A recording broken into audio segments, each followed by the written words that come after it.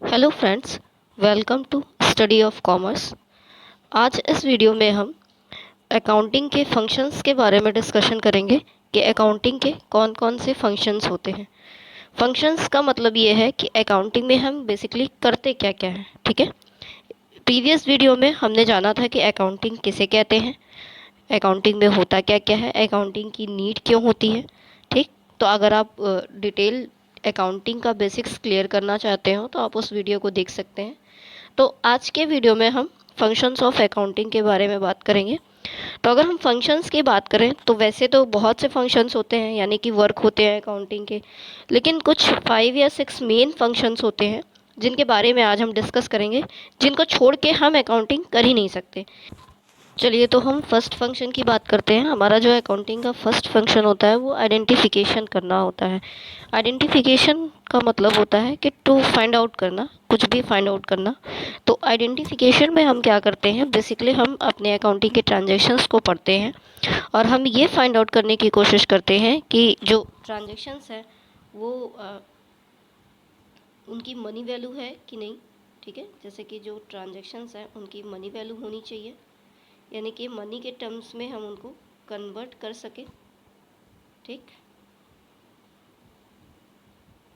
और हम ये फाइंड आउट करते हैं कि जो ट्रांजैक्शंस है वो फाइनेंशियल नेचर के हैं कि नहीं,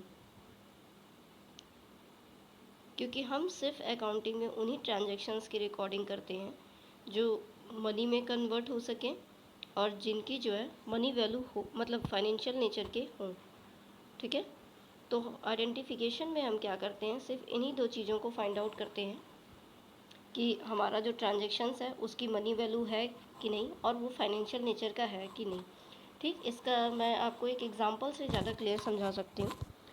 फॉर एग्ज़ाम्पल, आपके यहाँ कोई एम्प्लॉय अचानक जॉब छोड़ के चला जाता है। ठीक है, तो उसकी वजह से जो काम वो करता था वो रुका हुआ है, पेंडिंग है, इससे आपका नुकसान हो रहा है, लेकिन इसकी कोई मनी वैल्यू नहीं है।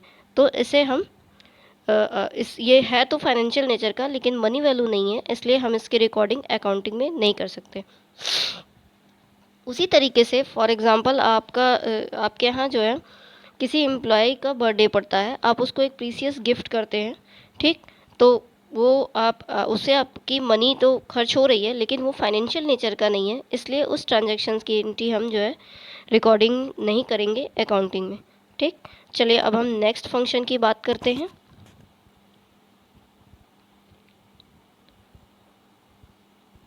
हमारा जो नेक्स्ट फंक्शन है सेकेंड, वो है रिकॉर्डिंग। ठीक है, रिकॉर्डिंग रिकॉर्डिंग हम कैसे करते हैं, रिकॉर्डिंग हम या तो जनरल एंट्री बना के करते हैं अकाउंटिंग में, या फिर हम क्या करते हैं, सब्सिडी बुक्स बनाते हैं। ठीक है, रिकॉर्डिंग दो तरह से होती है, या तो हम जनरल एंट्री बनाते हैं, एक मिनट, या तो हम जनरल एंट्री बनाते हैं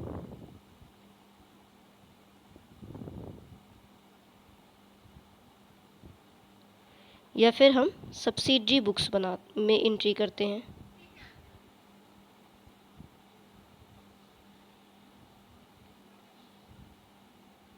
ठीक, तो अकाउंटिंग के जो ट्रांजैक्शंस हैं उनकी एंट्री हम सिर्फ दो तरह से कर सकते हैं,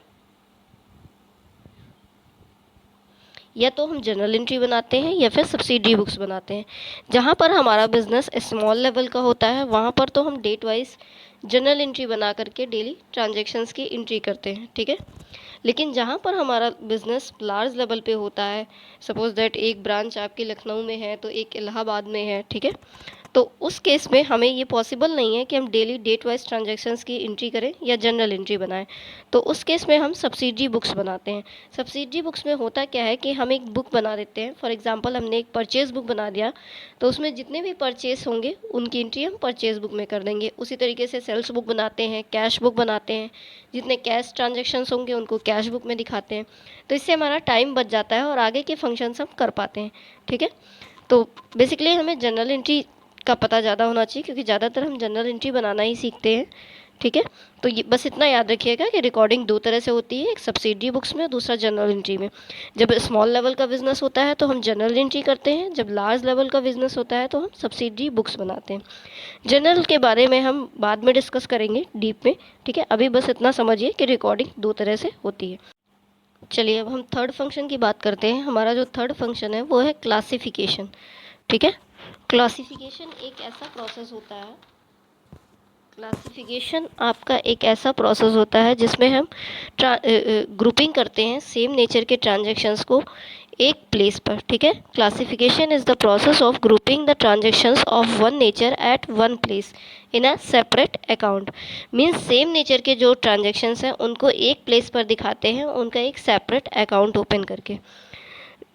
सो the book in which various accounts are open is called ledger. तो हम जिस बुक में सेपरेट अकाउंट्स ओपन करते हैं वेरियस तरह के, उसी बुक को हम क्या कहते हैं, लेज़र करते हैं। मींस क्लासिफिकेशन में हम कह सकते हैं कि हम लेज़र पोस्टिंग करते हैं। जैसे कि रिकॉर्डिंग में हम जर्नल एंट्री करते हैं, उसी तरीके से क्लासिफिकेशन में हम लेज़र पोस्टिंग करते हैं, ठीक है। चलिए अब हम नेक्स्ट फंक्शन की बात करते हैं।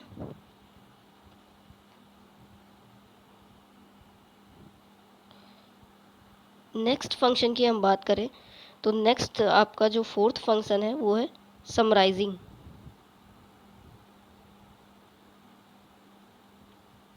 ठीक है। समराइजिंग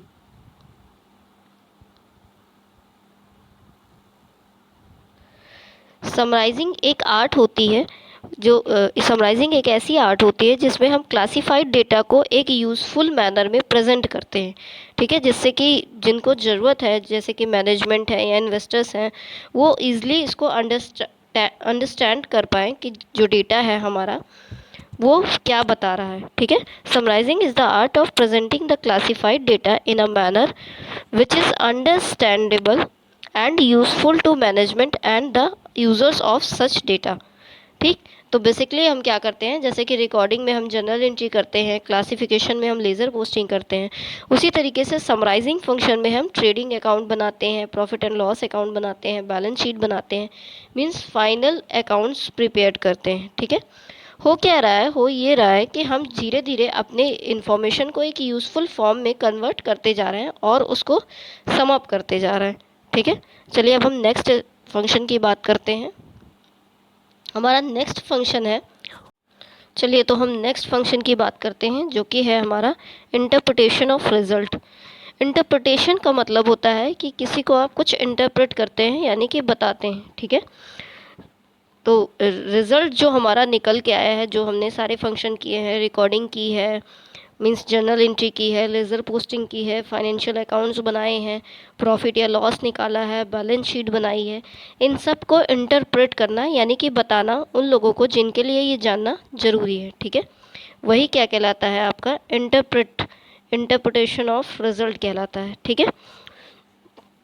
बताना किन लोगों को, हमारे मैनेजमेंट को, यानी कि मैनेजर्स को, प्रोप्राइटर्स को, बैंक्स को, क्रेडिटर्स को, ठीक है। इन सब को बताना कि हमारा नेट प्रॉफिट आया है तो क्यों आया है, मीन्स हमारा जो रिज़ल्ट निकल के आया है एग्जैक्टली उसको एक्सप्लेन करना ही कहलाता है इंटरप्रिटेशन ऑफ रिज़ल्ट, ठीक है। चलिए अब हम नेक्स्ट फंक्शन की बात करते हैं। नेक्स्ट हमारा जो फंक्शन है वो है कम्युनिकेशन। तो कम्युनिकेशन का मतलब आप जानते हैं, जिसको हिंदी में हम संप्रेषण कहते हैं। कम्युनिकेशन में हम कम्युनिकेट करते हैं, हम अपने अकाउंटिंग के जो भी इंफॉर्मेशंस निकल के आई हैं, जो भी हमारा रिज़ल्ट निकल के आया है डेटा का, फाइनेंशियल डेटा, उसको हम कम्युनिकेट करते हैं अपने इन्वेस्टर्स को और इंडिविजुअल्स को, कस्टमर्स को। तो हम मार्केट में अपने इन्वेस्टर्स को, कस्टमर्स को ये कम्युनिकेट करते हैं कि हाँ, हमारी मार्केट में ये गुडविल है, हमारा ये प्रोडक्ट है, इसको आप ख़रीदिए, इसको ख़रीदने का ये फ़ायदा आपको मिलेगा, ठीक है। ये मार्केट में सबसे अलग है हमारा प्रोडक्ट। ये सारी चीज़ें कम्युनिकेट करना ही क्या कहलाता है, कम्युनिकेशन कहलाता है, ठीक है। तो आज हम लोगों ने फंक्शंस ऑफ अकाउंटिंग में 6 मेन फंक्शंस की बात की। पहला आपका आइडेंटिफिकेशन, दूसरा आपका क्लासिफिकेशन, तीसरा आपका रिकॉर्डिंग, दूसरा आपका रिकॉर्डिंग, तीसरा आपका क्लासिफिकेशन, चौथा आपका समराइजिंग, और फिफ्थ है आपका इंटरप्रिटेशन ऑफ रिजल्ट, और लास्ट है आपका कम्युनिकेशन, ठीक है। आई होप आपको सारे फंक्शंस क्लियर हो गए होंगे। अगर कोई डाउट हो तो आप कमेंट करके पूछ सकते हैं। Thanks for watching.